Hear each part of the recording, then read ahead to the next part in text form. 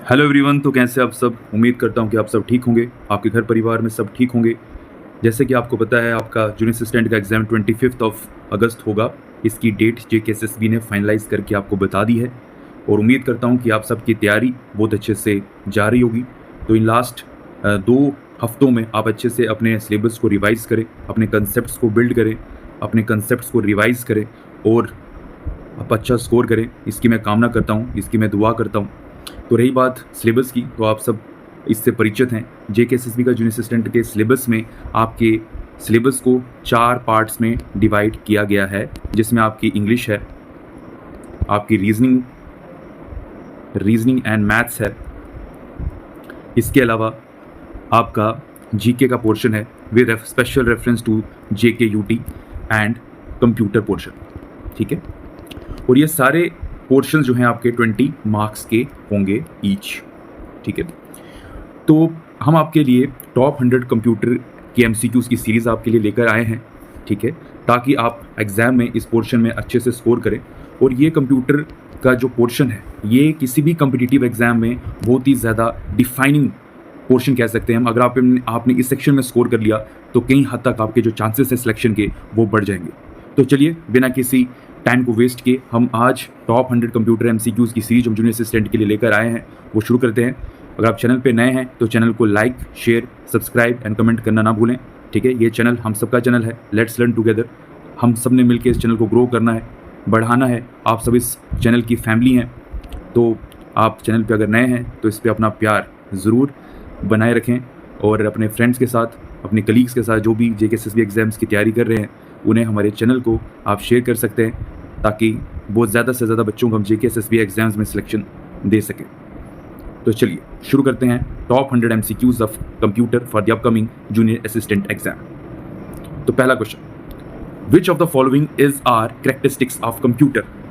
इनमें से कौन सी कैरेक्टरिस्टिक्स हैं कंप्यूटर की? आपके पास ऑप्शन है ए डिलीजेंस, बी वर्सेटैलिटी, सी रिलायबिलिटी या D all of the above. तो करेक्ट आंसर है ऑल ऑफ द अबोव। तो कंप्यूटर की ये सारी कैरेक्टरिस्टिक्स हैं। डिलीजेंस भी है कंप्यूटर की कैरेक्टरिस्टिक्स, वर्सेटैलिटी भी है, कंप्यूटर से आप बहुत सारे काम कर सकते हैं। रिलायबिलिटी है, विश्वसनीयता है कंप्यूटर की, आप इस पर ट्रस्ट रख सकते हैं। जो भी आप काम कंप्यूटर पे करेंगे तो इट इज़ रिलायबल। सो ये सभी जो है कैरेक्टरिस्टिक्स हैं कंप्यूटर की। ठीक है, चलिए बढ़ते हैं नेक्स्ट क्वेश्चन की ओर। Faulty inputs lead to faulty results, it is known as. अगर आप फॉल्टी इनपुट्स कंप्यूटर में देंगे तो उससे जो रिजल्ट आपको आएगा वो भी फॉल्टी होगा। तो इसे हम क्या कहते हैं? आपके ऑप्शंस हैं A diligence, B versatility, C GIGO या D none of the above. ठीक है, तो करेक्ट आंसर इज गीगो। अब गीगो क्या होता है? गार्बेज इन गार्बेज आउट, आपको याद रखना है। Garbage in garbage out. ठीक है, तो हमारा क्वेश्चन था कि फॉल्टी इनपुट्स अगर आप कंप्यूटर में देंगे तो फॉल्टी रिजल्ट्स आएंगे, तो इसे हम कहते हैं GIGO, that is garbage in garbage out. चलिए अब बढ़ते हैं नेक्स्ट क्वेश्चन की ओर। देखिए, जो अभी हमने पिछले क्वेश्चन में डिस्कस किया उसी की एब्रीविएशन आपसे पूछी जा रही है और हो सकता है ये एग्जाम में आपको पूछा जाए, तो ये वेरी इंपॉर्टेंट क्वेश्चन में आप मार्क कर लीजिए। गीगो स्टैंड्स फॉर, गीगो की फुल फॉर्म क्या है? पहला ऑप्शन है garbage in garbage out, second is gateway in gateway out, third option is gopher in gopher out या D option is geographic in geographic out. तो correct answer is A option, that is garbage in garbage out. चलिए, उम्मीद करता हूँ कि आपको अच्छे से समझ आ रही होगी, आप एंजॉय कर रहे होंगे अपनी इस टॉप 100 कंप्यूटर एमसीक्यूज़ की सीरीज़ को। ठीक है, तो चलिए बढ़ते हैं क्वेश्चन नंबर 4 पे। The capacity to perform multiple task simultaneously is. तो एबिलिटी कंप्यूटर की जिससे वो मल्टीपल टास्क एक साथ कर सकता है, उसके लिए क्या टर्म है, उसे हम क्या बोलेंगे? आपके ऑप्शन है ए डिलीजेंस, बी वर्सेटैलिटी, सी रिलायबिलिटी या D all of the above. तो करेक्ट आंसर इज वर्सेटैलिटी। ये हमने सीरीज के स्टार्टिंग में भी डिस्कस किया था कि वो एबिलिटी कंप्यूटर की जिससे वो परफॉर्म कर सकता है मल्टीपल टास्क साइमल्टेनियसली, मीन्स एक साथ, तो उसे हम कहते हैं वर्सेटैलिटी। क्या कहते हैं? वर्सेटैलिटी। ये आपको याद रखना है, ये भी एक इंपॉर्टेंट क्वेश्चन बन सकता है। चलिए बढ़ते हैं क्वेश्चन नंबर 5 की ओर। A computer does not suffer from tiredness and lack of concentration. It is known as। कि आपका जो कंप्यूटर है उससे कोई भी थकावट नहीं होती, उसकी कंसंट्रेशन में कोई कमी नहीं आती, तो इससे हम क्या कहते हैं? आपका जो कंप्यूटर थकता नहीं है, उसकी कंसंट्रेशन में कोई इंपैक्ट नहीं पड़ता, तो उसे हम क्या कहते हैं? ऑप्शन है आपके पास A diligence, B versatility, C GIGO या D none of the above. The correct answer is diligence. ठीक है, जब कंप्यूटर पे आप बहुत सारा काम करते हैं तो कंप्यूटर को किसी भी प्रकार की टायर्डनेस नहीं होती, उसमें किसी भी प्रकार की लैक ऑफ कंसंट्रेशन नहीं होती, तो उसे हम कहते हैं डिलीजेंस। क्या कहते हैं? डिलीजेंस। तो करेक्ट आंसर इज ऑप्शन ए। वहीं अगर ह्यूमन बींग्स हम एक जगह पे काफ़ी देर तक बैठे रहें और कोई काम करें तो उससे हमारी परफॉर्मेंस पे इम्पैक्ट पड़ता है, हम टायर्ड फील करेंगे और हमें लैक ऑफ कंसंट्रेशन का भी सामना करना पड़ सकता है। चलिए बढ़ते हैं क्वेश्चन नंबर 6 की ओर। First generation computers used dash for circuitry and dash for memory. तो जो फर्स्ट जनरेशन कंप्यूटर्स थे हमारे, उन्हें सर्किटरी और मेमोरी के लिए क्या यूज़ किया था? आपके ऑप्शन हैं A transistor and magnetic core, ठीक है। Second option is IC, that is integrated circuit and magnetic memory. C option is vacuum tubes and magnetic drum, या D option is IC and magnetic core. तो correct answer is option number C, that is vacuum tubes and magnetic drum. तो first generation computers में circuitry और memory के लिए use किया गया था vacuum tubes and magnetic drum, ये आपको याद रखना है। चलिए अब बढ़ते हैं क्वेश्चन नंबर 7 की ओर। Second generation computers were based on, जो हमारे सेकेंड जनरेशन कंप्यूटर्स थे वो किस पे बेस्ड थे? आपके ऑप्शन है A IC, that is integrated circuit, B option is vacuum tube, C option is transistor, या D option is none of the above. तो correct answer is C option, that is transistor. तो आपके जो second generation computers थे they were based on transistor, आपको ये याद रखना है और ये बहुत ज़्यादा इंपॉर्टेंट क्वेश्चन है, जेकेएसएसबी काफ़ी बार इस एग्जाम में पूछ चुका है। चलिए अब बढ़ते हैं क्वेश्चन नंबर 8 की ओर। फ्लॉप्स स्टैंड फॉर, अब फ्लॉप्स की एब्रीविएशन आपसे पूछी है कि फ्लॉप्स का एब्रीविएशन क्या है? तो आपके ऑप्शन हैं, option number A floating point operation per second, option number B is file processing operation per second, C option is floating processing operation per second, या D option is file loading operation per second. तो FLOPS की full form जो है ये आपको बतानी है इस क्वेश्चन में। तो correct answer is option A floating point operation per second, ठीक है। अब इस एग्जाम में अगर आपको ये एब्रीविएशन पूछी जाती है फ्लॉप्स की तो आप मार्क करेंगे ऑप्शन ए को, that is floating point operation per second. चलिए अब बढ़ते हैं क्वेश्चन नंबर 9 की ओर। Which language was use to program second generation computers? तो कौन सी लैंग्वेज को यूज किया गया था प्रोग्रामिंग के लिए सेकंड जनरेशन कंप्यूटर्स में? तो आपका ऑप्शन है ए बाइनरी कोडेड लैंग्वेज, या B option is assembly language, C option is machine language, या D option is none of the above. तो आपसे पूछा गया है सेकंड जनरेशन कंप्यूटर्स में कौन सी लैंग्वेज को यूज़ किया गया था प्रोग्रामिंग के लिए? तो correct answer is assembly language, that is option number B, ये आपको याद रखना है। चलिए अब बढ़ते हैं क्वेश्चन नंबर 10 की ओर। EDSAC EDSAC स्टैंड्स फॉर, इसकी एब्रीविएशन हमें बतानी है। आपसे ऑप्शन है, ए ऑप्शन है electronic delay storage automatic computer, B option is electronic discrete storage automatic computer, C option is electronic delay serial automatic computer, या D option is electronic discrete storage automatic computer. तो आप जिसका correct option है that is option A. तो EDSAC या EDSAC की full form है electronic delay storage automatic computer, ठीक है। तो आपको एग्जाम में क्वेश्चन आएगा तो आप इसे मार्क करेंगे। चलिए अब बढ़ते हैं क्वेश्चन नंबर 11 की ओर। Instructions and data can be stored in the memory of computer for automatically directing the flow of operations. It is called dash concept. कि जो instructions और data हैं जिनको स्टोर किया जा सकता है in the memory of computer for automatically directing the flow of operations, तो उस कंसेप्ट को हम क्या कहते हैं? तो ऑप्शन है A objective programming, B stored program, C both A and B, या D none of the above. तो correct answer is option number B, that is stored program, ये आपको याद रखना है। चलिए अब बढ़ते हैं क्वेश्चन नंबर 12 की ओर। Stored program concept was developed by, तो स्टोर्ड प्रोग्राम कंसेप्ट जो है इसे डेवलप करने वाले का नाम क्या था? आपका ऑप्शन है A Maurice Wilkes, B option is von Neumann, C option is MHA Neumann, या D option is none of the above. तो correct answer is option number B von Neumann. तो स्टोर्ड प्रोग्राम कंसेप्ट को develop किया था von Neumann ने। इसे भी आप इंपॉर्टेंट क्वेश्चन के तौर पे मार्क कर ले, एग्जाम में JKSS भी आपसे ये क्वेश्चन पूछ सकता है। चलिए अब बढ़ते हैं क्वेश्चन नंबर 13 की ओर। Electronic discrete variable automatic computer EDVAC was designed on dash concept. अब आपसे पूछा जा रहा है कि जो एडवैक है that is electronic discrete variable automatic computer, इसको किस कंसेप्ट पे डिजाइन किया गया था? अब ऑप्शंस हैं A objective programming, B stored program, C both A and B, या D none of the above. तो करेक्ट आंसर इज आपका option number B, that is stored program. तो स्टोर्ड प्रोग्राम के ऊपर हमने इस कंसेप्ट को बिल्ड किया था एडवैक के। चलिए अब बढ़ते हैं क्वेश्चन नंबर 14 की ओर।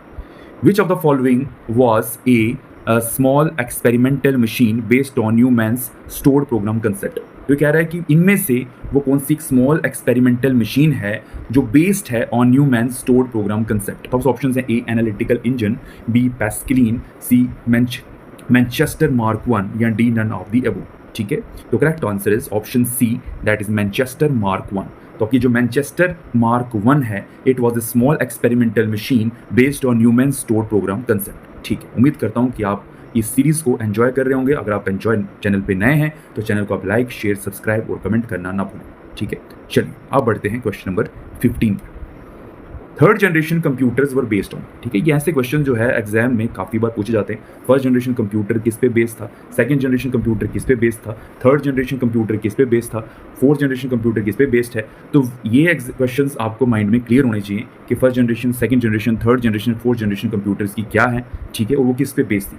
तो क्वेश्चन नंबर 15 में हमसे पूछा गया है थर्ड जनरेशन कंप्यूटर्स के बारे में कि वो किस पे बेस्ड थे। तो ऑप्शन है A IC, second is vacuum tubes, third is transistor, या D is none of the above. तो correct answer is IC, that is integrated circuits. तो हमारे जो थर्ड जन कंप्यूटर्स थे ये किसके ऊपर बेस्ड हैं, these are based on IC, that is integrated circuit. चलिए अब बढ़ते हैं क्वेश्चन नंबर 16 की ओर। In EDSAC an addition operation was complete in dash microseconds. EDSAC में अगर आप एडिशन ऑपरेशन करेंगे तो वो कंप्लीट कितने सेकंड्स में होता है। आपके ऑप्शन है ए 4000, बी 3000, सी 2000 या डी 1500। तो correct answer is option number D 1500। तो आपको याद रखना है कि एडसैक में कोई एडिशन ऑपरेशन परफॉर्म कर रहे हैं तो उसे कंप्लीट करने के लिए 1500 माइक्रो सेकेंड्स की जरूरत पड़ेगी। चलिए अब बढ़ते हैं क्वेश्चन नंबर 17 की ओर। ULSI स्टैंड्स फॉर, ULSI की फुल फॉर्म आपको पूछी गई है। तो ऑप्शन हैं A ultra large scale integration, B option ultimate large scale integration, C option upper large scale integration, या D option ultra large script integration. तो correct answer is option A, that is ultra large scale integration. और ये भी important question आप mark कर लीजिए, या exam में पहले भी पूछा गया है। तो ULSI की फुल फॉर्म है अल्ट्रा लार्ज स्केल इंटीग्रेशन। चलिए अब बढ़ते हैं क्वेश्चन नंबर 18 की ओर। Which of the following is fourth generation computer. आपने बताना है कि इनमें से फोर्थ जनरेशन कंप्यूटर कौन सा है। आपके ऑप्शन है A Intel 4004, B option is IBM 360, C option is IBM 1401, या D option is none of the above. तो करेक्ट आंसर इज इंटेल 4004। ठीक है, तो हमारे जो फोर्थ जनरेशन कंप्यूटर्स हैं वो है हमारे इंटेल 4004। और ये भी एक इम्पॉर्टेंट क्वेश्चन है। रिसेंटली जो JKSSB ने एग्जाम्स करवाए हैं उनमें ये क्वेश्चन पूछा गया है, इसलिए आप इसे इंपॉर्टेंट मार्क कीजिएगा। तो फोर्थ जनरेशन कंप्यूटर जो है इनमें से इंटेल 4004। चलिए अब बढ़ते हैं क्वेश्चन नंबर 19 की ओर। IC is made up of, जो आपका IC है या इंटीग्रेटेड सर्किट है वो किसका बना होता है। ठीक है, तो ऑप्शन है A microprocessor, B vacuum tube, C transistor, या नन ऑफ द अबव। तो correct answer is transistor, that is option C. हमारा जो IC है वो किसका बना है, ट्रांजिस्टर का बना होता है। आपको ये मार्क इंपॉर्टेंट क्वेश्चन जो है इसे माइंड में रखना है, एग्जाम में पूछा जा सकता है ये भी। तो IC is made up of transistor. चलिए अब बढ़ते हैं क्वेश्चन नंबर 20 की ओर। फादर ऑफ मॉडर्न कंप्यूटर, ये भी JKSSB ने काफ़ी बार एग्जाम में पूछा है। जो JKSSB ने एग्जाम रिसेंटली कंडक्ट किए हैं, फादर ऑफ मॉडर्न कंप्यूटर, तो आपको पता होना चाहिए फादर ऑफ मॉडर्न कंप्यूटर कौन है। तो आपके ऑप्शन है A Charles Babbage, B Alan Turing, C Ted Hoff, या D none of the above. तो correct answer is option number B, that is Alan Turing. तो हमारे फादर ऑफ मॉडर्न कंप्यूटर कौन है, एलन ट्यूरिंग। चलिए अब बढ़ते हैं आज के सीरीज के लास्ट क्वेश्चन की ओर। ठीक है, तो आपके सामने क्वेश्चन है, a hybrid computer is the one having combined properties of. एक हाइब्रिड कंप्यूटर क्या होता है, उसमें क्या क्या प्रॉपर्टीज होती हैं। तो आपसे ये पूछा गया है, a hybrid computer is the one having combined properties of. एक हाइब्रिड कंप्यूटर में कौन सी कंबाइंड प्रॉपर्टीज होती हैं। तो ऑप्शन है A micro and mini computers, B mini and super computers, C mainframe and super computers, या D analogue and digital computers. तो correct answer is option number D, analogue and digital computers. ठीक है, तो अगर कोई exam में पूछा जाता है कि एक हाइब्रिड कंप्यूटर में कंबाइंड प्रॉपर्टीज किसकी होती हैं, तो आप मार्क करेंगे, किसको मार्क करेंगे आप, शाबाश, एनालॉग एंड डिजिटल कंप्यूटर्स। ये आपको इंपॉर्टेंट मार्क करना है और इससे अपने माइंड में हमेशा फीड रखना है। ठीक है, तो चलिए उम्मीद करता हूँ कि आज की सीरीज़ जो हमने शुरू की है टॉप 100 कंप्यूटर MCQs, इससे आपने एंजॉय किया होगा। ठीक है, तो आप जब आपके पास ये वीडियो पहुँच जाएगा आप इसे अच्छे से देखिएगा। ठीक है, इसे अच्छे से समझिएगा। अगर कोई भी सीरीज़ से रिलेटेड, वीडियो से रिलेटेड आपको डाउट होगा, आप कमेंट सेक्शन में हमें बता सकते हैं। आपका फीडबैक हमारे लिए बहुत वैल्यूएबल है। ठीक है, और हम आपके लिए यहाँ पे हैं। ठीक है, हमारी ये फैमिली है लेट्स लर्न टुगेदर की, और इसे हमने, जैसे कि मैं हमेशा कहता हूँ, इसे आपकी ज़रूरत है और हम मिलके इसे दूर ऊंचाइयों तक पहुंचाएंगे। ठीक है। और हम कोशिश करेंगे कि उन सभी बच्चों तक जो कोचिंग इंस्टीट्यूट्स में आप फ़ीस अफोर्ड नहीं कर सकते, जो कोचिंग अफोर्ड नहीं कर सकते, उनके लिए हम नो फीस, उसके बाद है कोचिंग, अपने चैनल पे फ्री में प्रोवाइड करेंगे, ठीक है। तो आप इस वीडियो को अपने फ्रेंड्स के साथ, अपने कलीग्स के साथ शेयर कीजिए, ठीक है। और हमारे चैनल पे अगर आप नए हैं, लाइक करें, शेयर करें, कमेंट करें और बेल आइकन को प्रेस करना ना भूलें। चैनल की जो भी लेटेस्ट नोटिफिकेशंस होंगी वो सबसे पहले आप तक पहुंचेगी अगर आप बेल आइकन को प्रेस करते हैं, ठीक है। तो मिलते हैं फिर नेक्स्ट वीडियो के साथ टॉप 100 कंप्यूटर की सीरीज़ में, जो कि इंपॉर्टेंट है आपके आने वाले जूनियर असिस्टेंट एग्ज़ाम के लिए। तो तब तक आप सब अपना ख्याल रखें, अपने परिवार का ख्याल रखें और अपने एग्ज़ाम की, जो कि अब कुछ ही दिनों बाद होने वाला है, उसकी जमकर तैयारी करें। तो all the best and God bless you all.